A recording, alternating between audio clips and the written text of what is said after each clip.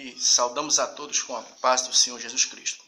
Irmãos, irmãs, amigos, amigas, é só mais uma reflexão histórica que a gente faz tendo como por base alguns fatos históricos, concernentes à história da igreja.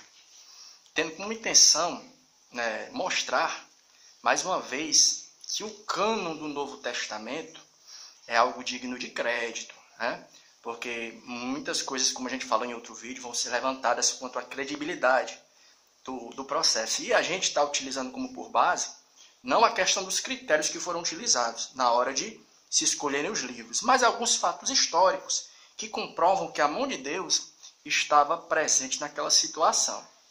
Então, voltando um pouco na história, a gente entende que até o ano 312 e 325 ocorreram 10 grandes perseguições contra a igreja. E até aquele momento a gente já tinha falado que o cânon do Novo Testamento ainda não estava formulado, haviam apenas alguns livros que circulavam de igreja para igreja, um evangelho aqui e outro acolá, e juntamente com esses livros haviam aqueles livros que também circulavam, e chegou aquele momento que alguém, depois do ano 300, no primeiro concílio, alguém se levanta e diz, nós temos que chegar à conclusão de que livro é inspirado por Deus e que livro não é, porque tem muito livro circulando. E se houve o primeiro concílio, chamado Concílio de Nicéia, onde estiveram envolvidos alguns pensadores, teólogos, os chamados pais da igreja que participaram daquela situação. Mas a gente queria mostrar aqui alguns pontos históricos que comprovam que realmente, além de ser digno de crédito, o cânon do Novo Testamento, Deus esteve ali presente. Um deles qual é? Volta um pouco na história com a gente, e a gente entende que no ano 312 mais ou menos, falar um pouco a respeito de Constantino. Constantino estava lutando com outro homem chamado Magêncio, pelo domínio de Roma, outro imperador. E conta-se que durante aquela batalha, assim nos contra a tradição, a história, Constantino à noite teve um sonho. Ele sonhou com uma cruz e uma voz que dizia assim, com este sinal tu vencerás. E conta-se que pela manhã, movido por aquela voz de comando que ele teve naquele sonho, Constantino, no ano 312 por ali, durante a batalha pelo domínio de Roma, contra Magêncio, ele mandou desenhar uma cruz nos escudos dos soldados e nas suas fardas. E conta-se que Constantino venceu. E a história nos conta que, como forma de agradecimento, Constantino ele se converte ao cristianismo. E conta-se que naquele momento da história, uma coisa que causava muita divisão dentro do Império Romano era o que? Era a questão da religião. O povo romano era um povo politeísta, que acreditava em várias divindades. Então, Constantino, querendo trazer o quê? Unidade ao Império, ele cria aquela situação. Cara, vamos ver aqui, vamos logo ver aqui o que é e o que não é. Resumo da história. Constantino ele criou uma situação que foi o primeiro concílio. E alguns contam que ele fez o quê? Ele convocou alguns pensadores, os pais da igreja, e criou toda aquela situação para se chegar aqui à conclusão que livro e que livro não era inspirado. Aí você vai ver a história de Atanásio, e muitos outros pensadores que participaram daquela situação. Aí vai chegar um ponto que é muito interessante, a gente estava vasculhando essa semana, e algumas pessoas vão usar como por base um fato para querer trazer descrédito à questão do processo, processo que deu início à questão da canonização dos livros do Novo Testamento. Qual é? Alguns vão dizer o seguinte, vocês sabem quem foi o imperador? Olha aí, vocês sabem quem foi o imperador que deu início ao processo de canonização do Novo Testamento após a sua conversão? Foi Constantino. Aí alguns críticos vão começar a detonar Constantino. Constantino nunca se converteu. E começa a bater Constantino. Vocês sabem quem foi Constantino? Dá para confiar em um livro em que o sujeito que deu início ao processo era um pagão? Aí aqui está o negócio. Pense um pouco conosco, porque a nossa intenção é de abençoar, não é de criar dificuldade, é de abençoar a tua mente, a nossa mente, e acrescentar algo à nossa fé, edificar a nossa fé cristã. Sabe uma coisa que a gente achou interessante? É que realmente, quando nós paramos para observar um pouco a respeito de Constantino, realmente Constantino ele não se converteu como por completo. Aí você vai ficar assim, como é que eu vou acreditar no cânon do Novo Testamento? Se o imperador que deu início àquele processo era um cara que nunca se converteu? Mas aí é que tá. Calma.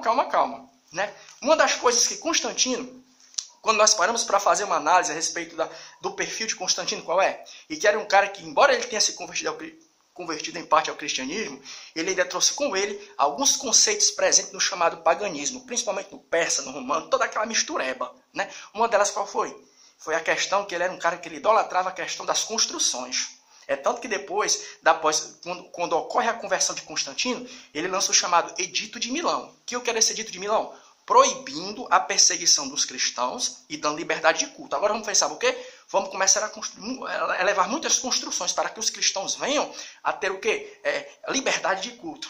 Aí, sabe o que tu vai descobrir que é interessante? É o seguinte, Constantino ele ainda trouxe com ele essa questão da idolatria que ele tinha concernente à questão das construções. Né? Aí é bacana, ó. Por quê? Porque ele trouxe isso com ele. Aí é que está o negócio. Se Constantino ele tivesse influenciado os escritos do Novo Testamento, esse texto que a gente vai ali mostrar para você aqui é uma prova de que, embora Constantino tenha dado o pontapé, Deus ele foi apenas alguém que Deus utilizou para dar o quê? Início àquele processo. Vamos ler no texto aqui, ó. Atos dos Apóstolos. Nossa intenção aqui é de abençoar. Atos dos Apóstolos, capítulo 7. Atos dos Apóstolos, capítulo 7, o versículo 48, que diz assim, ó. Atos dos Apóstolos 48, o 7, o versículo 48. A pregação de Estevão. Mas o Altíssimo não habita em templos feitos por mãos de homens, como diz o profeta. O céu é o meu trono e a terra o estrado dos meus pés. Que casa me edificarei, diz o Senhor, e qual é o lugar do meu repouso? Pegou aí o pensamento? Quanto mais você bate na tecla e diz que o cara que deu início ao pontapé do cano do Novo Testamento era um cara pagão, mais você vê que Deus, ele apenas usou Constantino. E Deus esteve presente ali. Em que sentido? Se o cano do Novo Testamento tivesse sido influenciado pelo pensamento pagão de Constantino, esse texto aqui não era para estar presente. Olha aqui, ó. Atos dos Apóstolos 7,48. Mas o Altíssimo não habita em templos feitos por mão de homem. Por quê? Porque Constantino era um cara que ele ainda trouxe com ele algo concernente o quê? A questão do paganismo. E um deles qual era? Era a questão da idolatria concernente às construções. Se Constantino tivesse influenciado o cano do Novo Testamento, embora ele tenha participado no que é concernente à questão do pontapé inicial, era para ele ter dito assim, ó. Não coloque esse texto aí não. Em Atos dos Apóstolos, capítulo 7, versículo 48. Olha aí, a outra coisa que a gente vai ver a respeito de Constantino, qual é? É que até o fim dos seus dias, ele carregou com ele o seguinte título pagão. Sabe qual era? É que ele era um cara que ele também, ele supervalorizava muito a questão do sacerdócio. Pontífices máximos. Ele, até os últimos dias de sua vida, ele conservou esse título de Pontífices máximos. O que era Pontífices máximos? Era um título que era dado exclusivamente aos sacerdotes dos chamados cultos pagãos e a outros deuses. E até os últimos dias ele fez isso. Então, se Constantino tivesse realmente participado e influenciado no que é concernente à questão da formação do cânon do Novo Testamento, não era para Constantino ter deixado esse texto aqui passar. Porque foi Deus que influenciou tudo. Era Deus que estava no controle da história. Foi Deus que influenciou os primeiros pensadores cristãos para escolherem os livros. Quais livros e quais livros não seriam incluídos no Novo Testamento. 1 Pedro, capítulo 2, versículo 9. Primeira epístola de Pedro, capítulo 2, versículo 9, que diz assim, ó.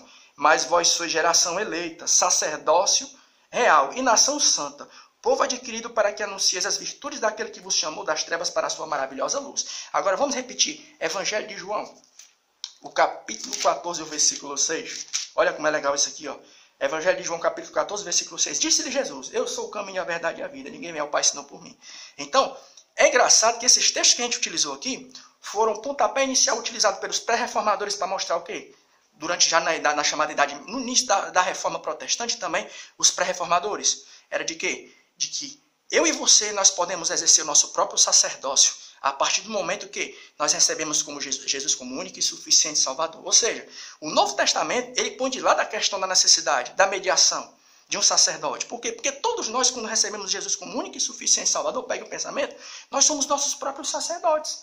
Então, se Constantino, que era um sujeito que supervalorizava a questão do sacerdócio pagão, e as construções ele tivesse influenciado na formação do Novo Testamento, não era para esses textos que a gente leu estar aqui, estar presente, e muitos outros. Ou seja, quanto mais a pessoa bate na questão de que Constantino não se converteu, mais ao ler o Novo Testamento, nós vemos evidências de que quem influenciou os pais da igreja, aqueles primeiros teólogos, a dizerem qual livro e qual não era, sabe quem foi? Foi Deus, não foi Constantino. Constantino foi apenas alguém que Deus utilizou para dar o pontapé inicial àquele processo.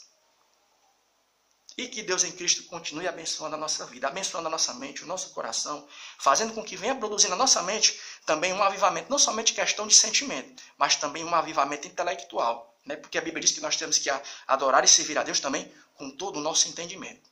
A nossa fé não é uma fé irracional, mas é uma fé lógica. Amém.